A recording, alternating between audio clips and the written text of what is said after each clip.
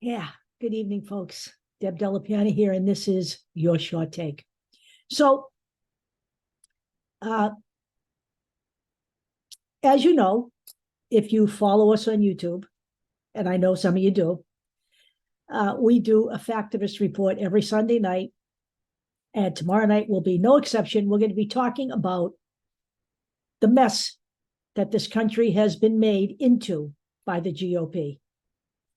Because I don't think anybody has looked at everything that they have done to this country in aggregate all at one time. And we're going to do that Sunday night. But tonight, I want to talk about my usual post-work routine, which is looking at all of the news of the day.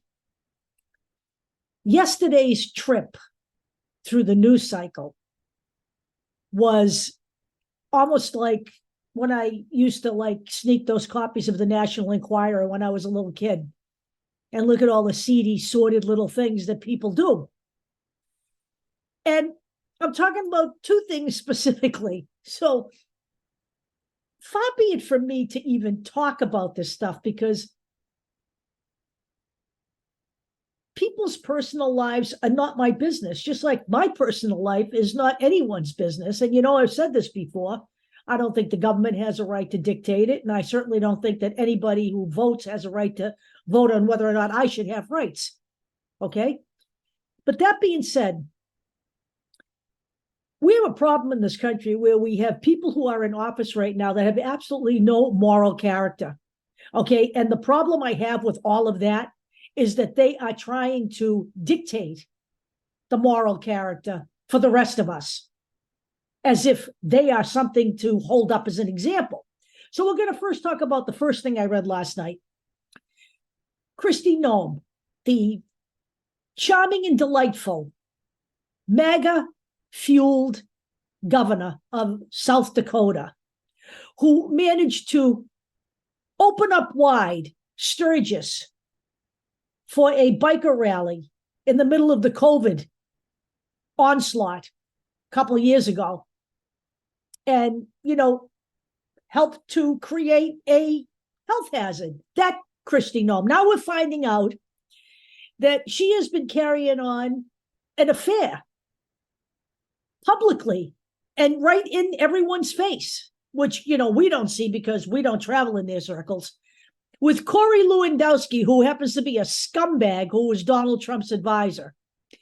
To the point where at the Conservative Political Action Conference, I believe, she was sitting on his lap at a bar and making out with him.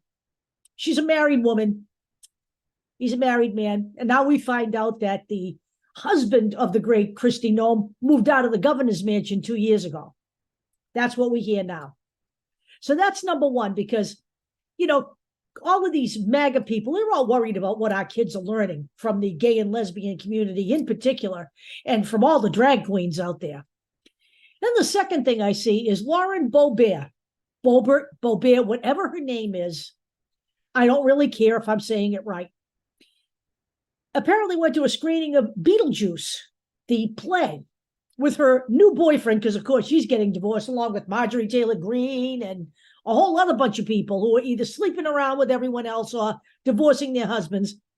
And she was apparently in this theater and vaping, which, I'm sorry, folks, but just because it's not a cigarette, it doesn't mean you get to vape in an enclosed place, because it's actually not better for anyone, no matter what the vape manufacturers tell you. Okay. And, quite frankly, a theater has a right to tell you can't do it there. It's a private owned company, and they have a right to dictate your behavior in a place of business where there are literally hundreds of other people sitting in the same room and having it put up with you, while she was screaming, waving her arms, standing up, jumping around, and acting like a fool, being the only one in the building doing that. And then while she was not busy doing that, her new boyfriend was literally, we have it on film, squeezing her breasts in the middle of the theater.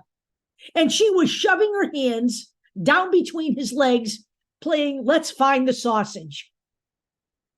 And then she gets thrown out of the theater. They get escorted out. And all the way out, apparently, it is reported that she is saying, don't you know who I am? Well, actually, Lauren, we do know who you are.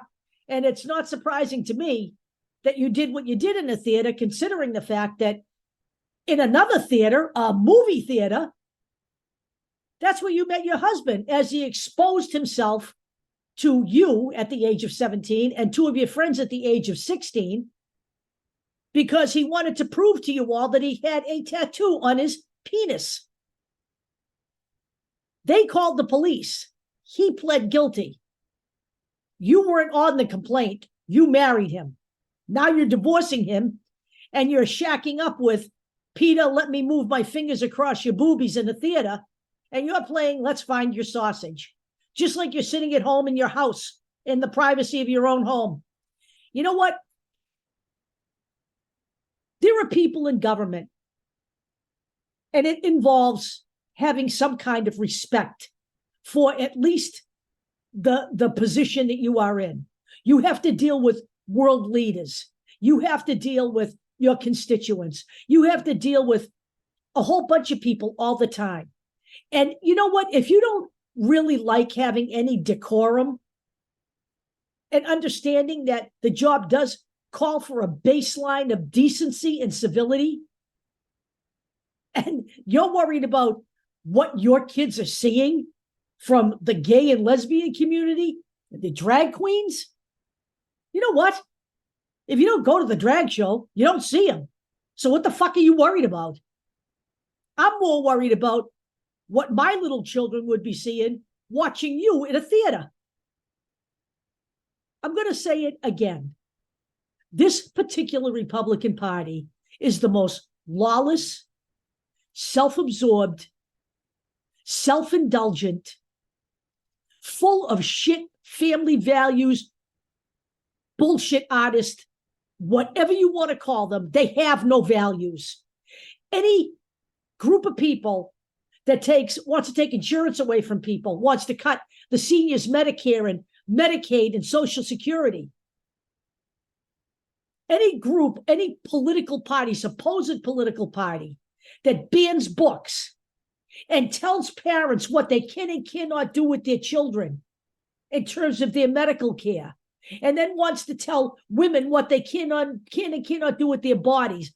Any party that does that, that's what they spend their time legislating. They have no values. They have no morals. They certainly don't have any morals. And by the way, I'd like to read to you before I close out this video, something that Matt Gaetz wrote. Yep.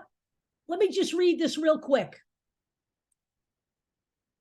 It was a statement that he made last night. And I don't know if I can actually find the exact statement, but I'll see if I can. And if I can't, I can tell you exactly what he said. Basically, I'm paraphrasing it. He said that he stands with Kirsty Noem and Lauren Boebert because the only reason they're actually being victimized and harassed is because they work on behalf of the people and they're effective. And he's proud to be working with them. This is Matt Gaetz, a guy who was under investigation for trafficking underage girls and is now apparently under investigation again for the same allegation. They have reopened that investigation.